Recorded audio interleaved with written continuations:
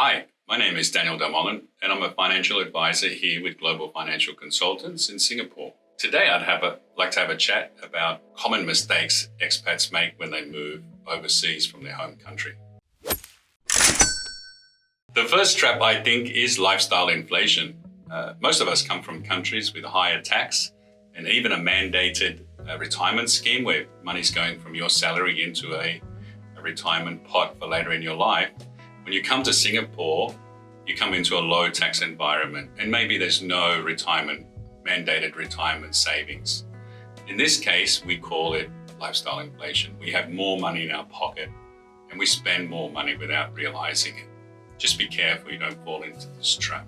Another trap I find is people come to Singapore and come to Asia and they forget about their goals. So they forget about their retirement planning that might have been part of their plans in the country that they come from, and they come here and because there's no mandated retirement schemes, they neglect to put money aside for the future, for their retirement. Another mistake I find is a lot of expats come up here, they don't keep a budget, or they might have budgeted back home, but when they come to Singapore, they neglect to do a budget every month. What should they be spending on? How much they should be putting aside? Also back home, you sort of got friends and family that keep you in check in the way you spend your money. Whereas in Singapore and some of these countries in Asia, there's a lot of heavy spending in things like holidays and restaurants and bars. You need to keep a check, keep a budget when you go into the market. Another trap I find is focusing on the short term. They've lost track of what their plans were for 5, 10, 15, 20 years away, and they live month by month. And I think this is a trap a lot of expats fall into. They need to be concerned about continuing to put money away for retirement. Another trap I find is people leaving their home country and they continue with the same financial plan that they had when they were back home. This is especially true with property investment.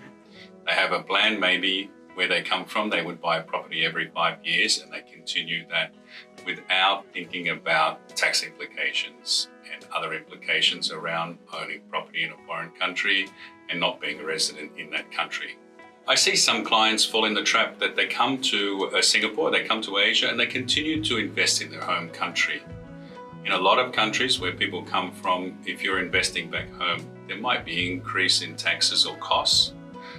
In Singapore, in Asia, is a low tax environment. So there is incentive there to invest your money locally, but still onto international capital markets. Another trap I find is people come to Singapore, they don't take advantage of financial structures or financial products that might set them up better for when they return to their own country due to better tax efficiency and tax management of your investments over the long term.